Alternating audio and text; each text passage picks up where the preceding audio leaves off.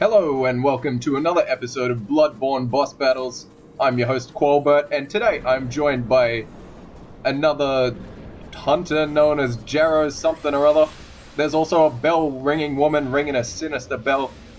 But never mind those two, because today we are fighting the One Reborn. And with the One Reborn, I'm just gonna completely ignore it for the time being, because there's a few important people sitting up these stairs right here. These are the bell-ringing womans, and if you've... women. And if you've been through the hidden village Yahar'gul, you've probably seen a couple of them. They have the ability to ring a bell, as per their name, and they can bring back the dead. I'm not really sure what purpose they serve with this boss, but I was told by a friend that you should probably kill them at the start of the battle, and so I did. So after doing that, I ran down to the One Reborn, this basically grotesque pile of flesh. It feels a lot like that Castlevania boss that's just a lot of bodies sort of mashed together. Out in the background we've got Jado Kinako, who's just got absolutely destroyed. He got one shot by the boss, and basically the rest of it is up to me. Really, it's not a particularly hard boss. You can predict its movements fairly well. As you can definitely see, I'm doing that right now. I am getting absolutely destroyed. But once you do get a good idea of its attacks, this is one of its more annoying attacks. It'll do a vomit, and then the vomit will spread across the field. You have to be a little bit wary of that. When that happens, basically back up.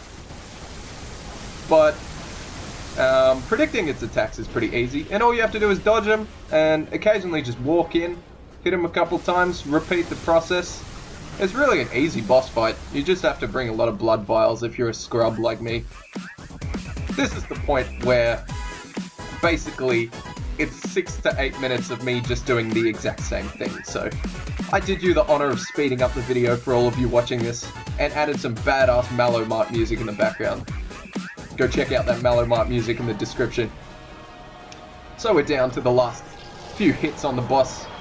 I find that this is probably the worst time in all Souls games, and including Bloodborne, for dying against a boss, because you get pretty excited, you're about to kill it, and you sort of get caught off guard when you go in for an attack. I like to call it getting greedy, and more than a few occasions I've gotten greedy and been absolutely destroyed.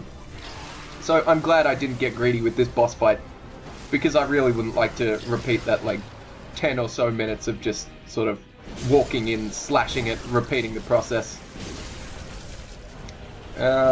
It's almost dead. Should be another hit.